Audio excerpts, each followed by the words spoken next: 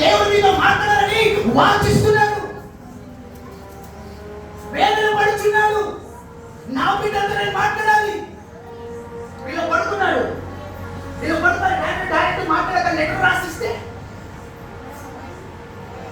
మీకు అమ్మనాడు ఉన్నారు కదా, మీరు పోయి మీ మమ్మీ డాడీకి లెటర్ రాసి ఇక్కడ పెట్టేసి చదువుకో నువ్వు, ఆయన లెటర్ రాసిస్తే చదువుకో నువ్వు అని చెప్తే ఎట్లుంటది? అది కుటుంబం అంటారా?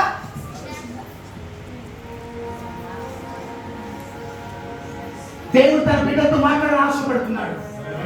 దేవుడు తన బిడ్డలతో, రక్తం పంచుకున్న తన బిడ్డలతో, మన కొరకు ప్రాణం పెట్టిన తన బిడ్డలతో ఆయన రాత్రి పగలు ముచ్చటించాలని ఆశపడుతున్నాడు. కానీ ఈరోజు సంఘము దేవుడు వాక్యం మీద మాట్లాడతారు కదా, దేవుడు మూగడా? ఆయనకు నోరు ఉంది, నీకు చెవులుంటే చాలు ఆయన మాట్లాడడం వింటావు. నీకు మంది మాటలతో నీ చెవులు మూసుకోపోయినాయి, నీ చెడ్డమైన దృష్టితో నీ కళ్ళు మూసుకోపోయినాయి. వాళ్ళతో వీళ్ళ గురించి వాళ్ళు మాట్లాడి నీ నోరు మూసుకోపోయింది. అందుకే నీకు అన్య భాష రావట్లేదు, అందుకే నువ్వు దేవుని స్వరం పెట్టలేవు. ఇంకా సిగ్గు లేకుండా దేవుడి మందిరానికి వస్తున్నావు, ఇంకా దేవుడి బిడ్డలని చెప్పుకుంటున్నావు. ఇంకెంతకాలం ఆత్మలేని బ్రతుకు? ఈరోజు నువ్వు చచ్చిపోతే పరలోకం వెళ్తానంటున్నారా? క్రైస్తవుడికి దేవుడు ఆత్మ ఉండాలి,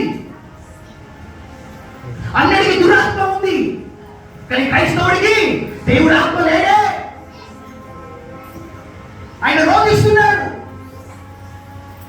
అయ్యో నా ప్రజలు గొర్రెలు, మేకలు, బావులు తన యజమాని ఎరుగుదురు, కానీ నా పిల్లలు నన్ను బ్రతుకుతున్నారే అని ఏడుస్తున్నాడట. అని రోగిస్తున్నాడు. ఇక్కడ క్రైస్తవ జీవితం ఏదో మందిరానికి వస్తున్నాము, ఏదో దేవుడికి మహిమని చేస్తున్నట్టు, ఏదో దేవుడికి మేలు చేస్తున్నట్టు.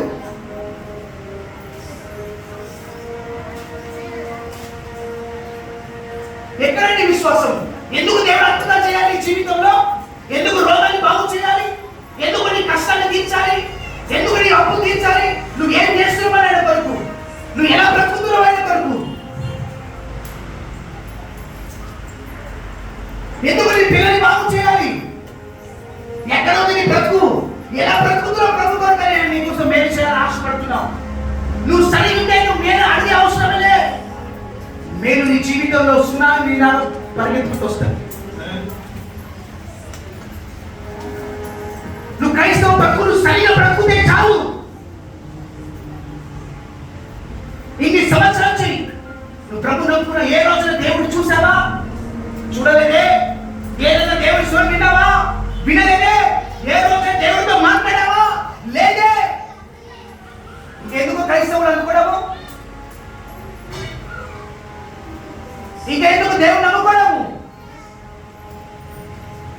ఇది గుడి అనుకుంటున్నారా? విగ్రహాలు ఆరాధిస్తున్నాం అనుకుంటున్నారా? ఏదో ఎట్లాంటి అట్లా వచ్చిపోవడానికి. జీవం గల దేవుని ఆరాధిస్తున్నాము, రోషం గల దేవుని ఆరాధిస్తున్నాము, రాజులకు రాజువైన దేవుని ఆరాధిస్తున్నాము. ఆయన కన్ను నుండి చూస్తాడు, నోరు నుండి మాట్లాడతాడు, చెవుని వింటాడు, చేతుల నుండి ఆయన కార్యములు చేసేవాడు. అటువంటి మహిమగల దేవుని ఆరాధించిన మనము